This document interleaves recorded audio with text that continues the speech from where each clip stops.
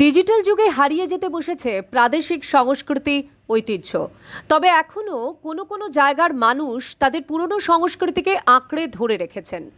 চৈত্র সংক্রান্তিতে বাংলা নববর্ষ উপলক্ষে এমনই এক উৎসবের রেওয়াজ আছে ত্রিপুরার পাহাড়ি জনগোষ্ঠীর মধ্যে। পাচন উৎসব, যা পাহাড়ি জনগোষ্ঠীর প্রধান সামাজিক উৎসব।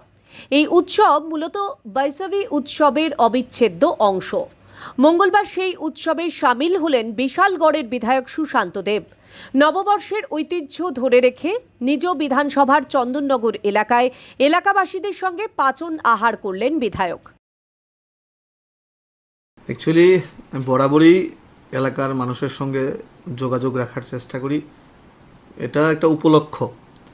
এই বাঙালির যে চৈত্র সংক্রান্তি, এটা আমাদের জন্য একটা বড় পার্বণ এবং হারিয়ে যাওয়া কৃষ্টি সংস্কৃতিকে পুনরুদ্ধার করার জন্য, আগামী প্রজন্মর কাছে এই কৃষ্টি সংস্কৃতিকে আবার নিয়ে যাওয়ার জন্য বিভিন্ন সময় বিভিন্ন প্রচেষ্টা করি।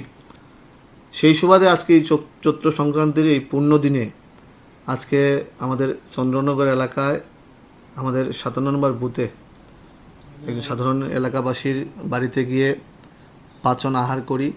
এই উৎসবে নানা পদের সবজি ও শাক মিশিয়ে পাচন নামক একটি বিশেষ তরকারি রান্না করা হয়, যা অতিথি আপ্যায়নের পাশাপাশি বন্ধু ও প্রতিবেশীদের বাড়িতে উপহার হিসেবে পাঠানো হয়। পাচন ত্রিপুরা, চাকমা ও মারমা জনগোষ্ঠীর ঐতিহ্যবাহী খাবার, যা নতুন বছরকে স্বাগত জানাতে এবং পারস্পরিক সম্পর্ক দৃঢ় করতে তৈরি করা হয়।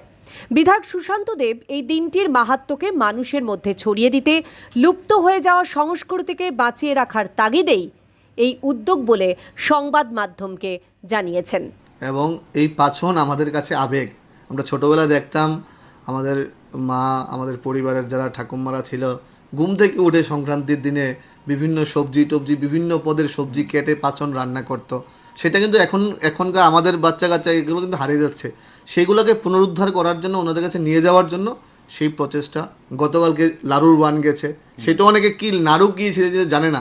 তো সেই জিনিসটা নতুন করে সবার কাছে নিয়ে যাওয়ার জন্য আমাদের সংস্কৃতি, আমাদের বাঙালি হিন্দুদের কৃষ্টি সংস্কৃতি, এটা আমাদের কাছে মানে সৌভাগ্যের, এবং সেটাকে প্রত্যেকের কাছে নিয়ে যাওয়ার জন্য আমার এই ক্ষুদ্র প্রয়াস। বিধায়কের এই উদ্যোগে খুশি এলাকাবাসী। ত্রিপুরা থেকে দেবাশিস বোসের রিপোর্ট, সিএন ত্রিপুরা।